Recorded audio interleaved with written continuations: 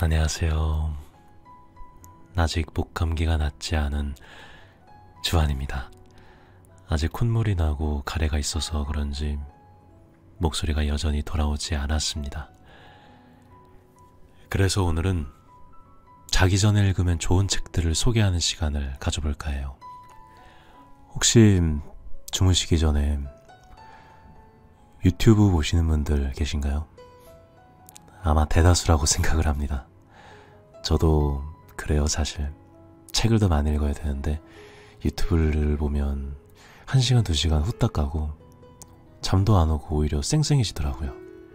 그래서 요 며칠간 책 몇 권을 자기 전에 조금씩 읽어봤어요. 여기 처음 먼저 소개해드릴 책은 오늘부터 성장할 나에게 인생을 제대로 사는 100가지 방법이라는 책입니다. 유튜버 김세은 님이 쓰신 에세이예요. 한번 볼까요? 인생을 제대로 사는 100가지 방법이라니. 인생을 제대로 사는 방법을 어떤 기준으로 말할 수 있을까 궁금했습니다. 거창한 방법이 아니었어요. 아침에 일어나 5분 누워있기, 스마트폰 무음으로 바꾸기, 메일 안 비우기, 기지개 하기, 가구 재배치, 아침 확언, 모든 일을 나를 위해서 하기 등 일상에서 쉽게 해볼 수 있는 방법들이 있었습니다. 하루에 한 파트만 읽어도 충분한 책이에요. 매일 똑같은 일상이 반복되는 지루한 나날 속에 하루하루 변화를 주는 쉬우면서도 효과적인 방법들이 많이 적혀 있었습니다. 제가 이 책을 읽고 정말 효과를 봤던 방법들이 몇 개 있는데, 스쿼트 한 번 하기, 일어나자마자 스쿼트 한 번 하기, 그리고 확언하기. 어떤 확언이냐면은 나는 최고다, 난 잘할 것이다, 이렇게 말해주는 그런 확언을 해봤습니다. 이상하게 그렇게 했는데 평소 반복되는 일상과는 좀 다른 느낌이 들더라고요. 여러분들도 한번 꼭 읽어보세요. 두 번째로 소개해드릴 책은 디바 제시카님이 쓴 토요 미스테리입니다. 제 개인 취향인데 전 이런 미스테리나 공포, 미제 사건을 굉장히 좋아해요. 그래서 인터넷에 검색해서 미제 사건에 대해서 쭉 읽다가 새벽 3, 4시까지 잠을 못 잔 적도 있고, 영상도 이제 미제 사건에 대해서 얘기해준 유튜브 또는 이제 폐가가 된 이제 귀신이 나온다는 그런 일본의 고스트 헌터들이 하는 유튜브도 보고 있어요. 이거 완전 제 개인 취향으로서 선택한 책입니다. 좋아요의 목숨을 건 10대의 추락부터 해서 정말 다양한 여러 나라에서 일어난 미제 사건, 살인 미수, 미스터리, 이런 다양한 주제들이 있습니다. 저도 한번 책 말고 이야기로 여러 가지 미제 사건을 여러분들에게 들려드리면 어떨까라는 생각을 했어요.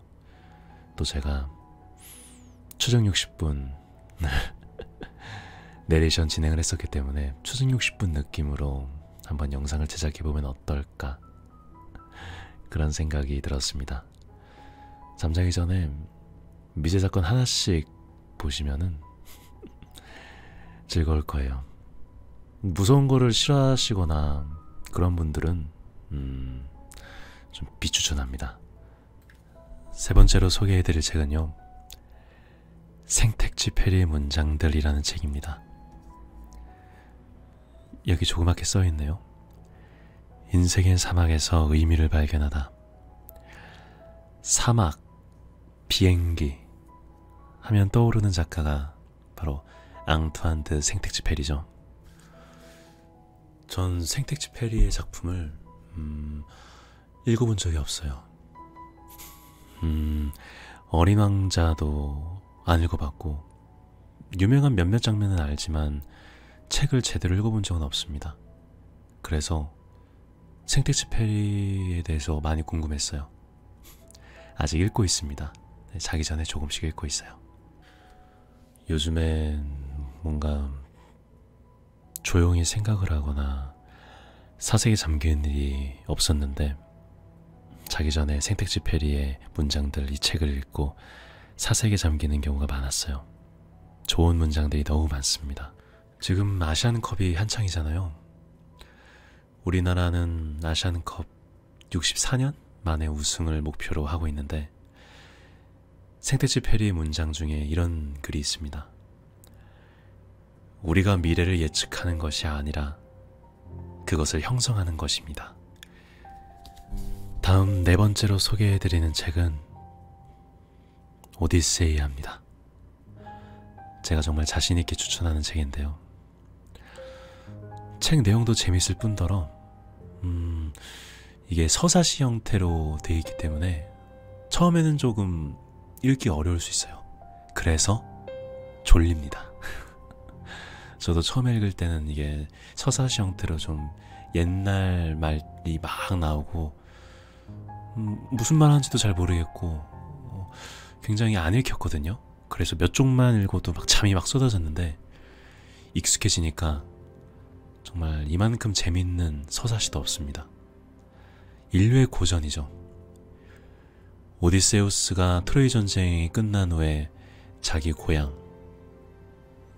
돌아간 10년 동안 표류를 하게 돼요. 거기서 겪은 이야기를 호메로스가 서사시 형태로 엮은 것인데 내용이 정말 거인족이 사는 섬에 표류해서 선원이 대부분 잡아먹힌다든지 아니면은 마녀의 섬에 도착했는데 후한 접대를 받고 속아서 선원들이 모두 돼지떼로 변한다든지 이런 제우스가 번개를 쳐서 배가 부서졌다든지 그런 여러가지 사건이 일어나는데 그걸 극복해내는 인간의 여정입니다. 운명에 맞서는 여정이에요. 마지막으로 소개할 책은 그리스인 조르바입니다. 니코스 카잔차키스가 쓴 정말 그리스의 보물이죠. 니코스 카잔차키스키 아닙니다. 니코스 카잔차키스예요. 알베르 카미가 이런 말을 했대요. 니코스 카잔차키스가 러시아인이고 카잔차키스키였다면 노벨상을 탔을 것이다 라고 했을 정도로 정말 당대 지금까지도 인정받는 작가입니다. 이 작품은 오로지 1인칭으로 나로 진행되는데 조르바라는 사람을 만납니다. 이 조르바는 나의 직원으로 고용되는데 크레타 섬에 가서 같이 갈탄 광산을 운영해요. 그때 이 조르바가 뭐라고 얘기하냐면은 나한테 윽박지르거나 하면 끝이다. 날 인간으로 대해줘야 할 것이다. 날 인간임을 잊지 마라 라고 얘기하는데 거기서 내가 물어봐요. 인간이라는 게 무슨 뜻이죠? 이러니까 자유란 뜻이다 라고 얘기합니다.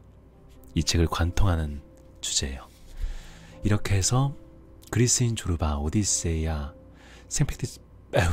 생텍쥐페리의 문장들, 토요 미스테리, 그리고 오늘부터 성장할 낙에게 이렇게 5권의 책을 소개해드렸는데 자면서 한 페이지라도 좋으니까 읽고 자는 습관을 한번 같이 들여봐요.